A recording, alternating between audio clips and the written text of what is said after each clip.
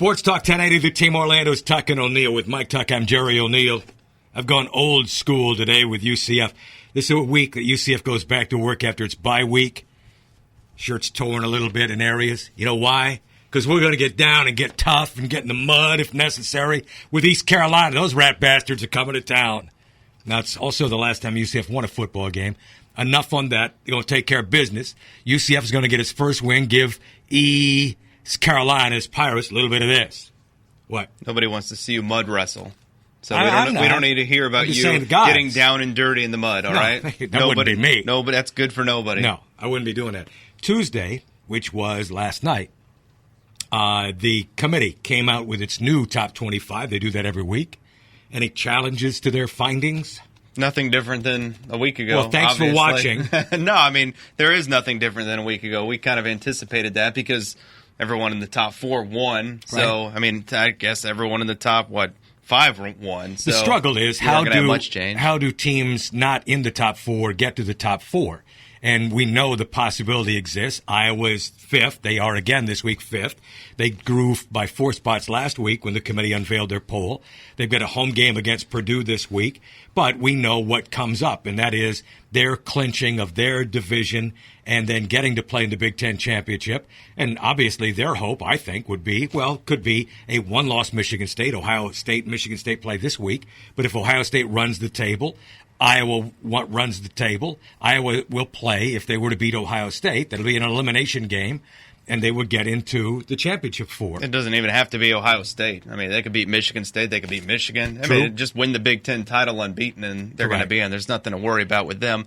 You know, I'm still confused obviously my rankings are different. You can look at those at sportstalkflorida.com. I'm here to help. I'm still confused on why Ohio State is getting such a benefit of the doubt here in these rankings week after week. We hear the reasoning for other teams. Sure. And it's not Reese Davis or any of those guys' fault that they don't ask those questions, but because we're not going to get those answers if we don't get the questions. But we hear about why certain teams are lower than we think they should be, or higher than and we go through rational reasoning. You're right. And usually it's different reasons for everything, and that's fine. There can't be one set criteria. It's just impossible to have that.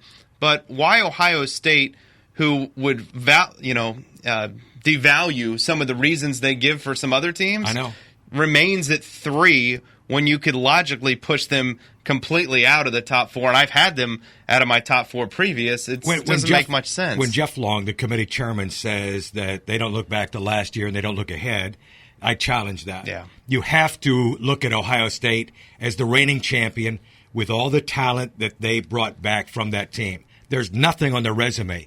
Even a struggle at the outset of the year to play at Virginia Tech they were down at halftime. I mean, there have been other games along the way, and there are other non-conference games. Let's not confuse that with Baylor, because that's where it looks. They played Hawaii. They played Northern Illinois. Now, it's a quality MAC school, but again, it's in Columbus. And they played Western Michigan, another quality MAC school, but don't forget that's a MAC school. They're not trying to win the MAC. They beat 2 of the best teams in the MAC, but you're not trying to win the MAC. And I can see what's coming.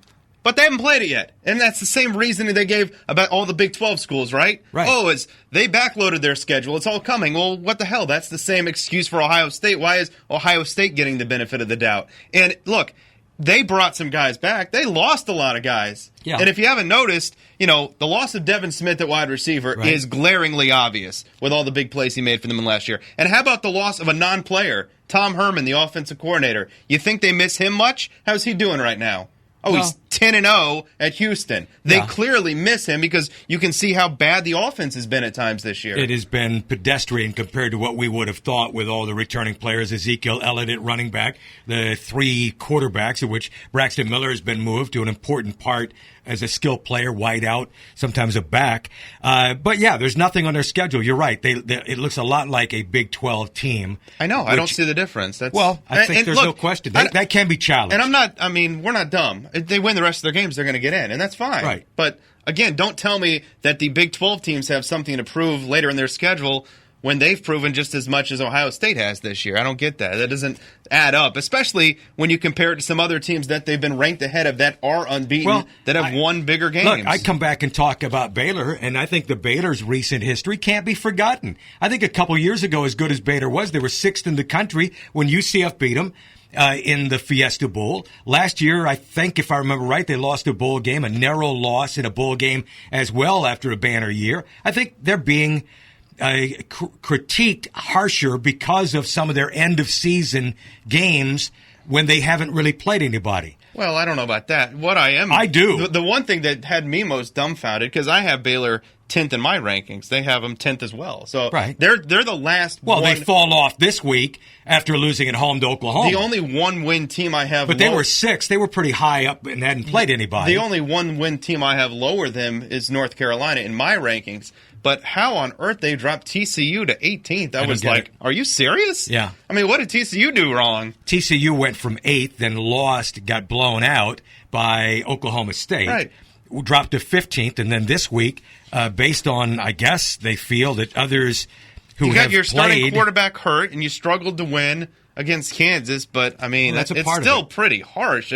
You're basically telling me that in 2 weeks of the season, you're basing a lot of judgment versus everything else previous to that, where the pollsters, by the way, that don't matter in this, had them, second and third in America? Right. Now they're 18th? That doesn't add up to me. Well, and Florida's another story in its own, like Iowa, even though with the one loss at LSU earlier in the year, Florida sits 8th. They grew from 11th to 8th this week. Obviously, teams ahead of them dropped, but they control their own destiny. It's our firm belief, SEC champion, if they were to roll this week against Florida Atlantic, beat Florida State at home, still a quality team, and then win on a neutral site against probably Alabama.